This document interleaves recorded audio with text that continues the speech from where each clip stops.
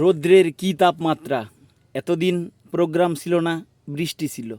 22 দিন বসে থাকার পরে চলে এলাম পদ্মা সেতুর কাছাকাছি একেবারে।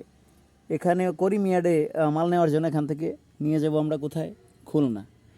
রৌদ্রের তাপে বাহিরে দাঁড়ানোর কায়দা নাই, গাছের একটা পাতাও লড়ে না। তো সে সুবাসে আমরা দোকান থেকে ঠান্ডা পানি কিনে খাওয়া ছাড়ার কোনো উপায় নাই।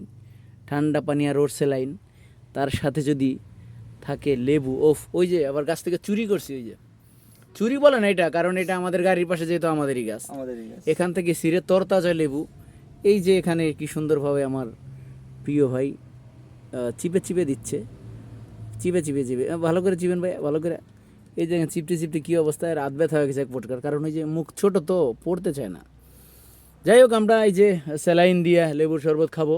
আপনারা বেশি বেশি গরমের ভিতরে স্যালাইন এবং লেবু দিয়ে শরবত খাওয়ার চেষ্টা করেন, কারণ জ্বর এমন মারাত্মক একটা জিনিস, ভাইরাস ছড়িয়ে গেছে চারদিক।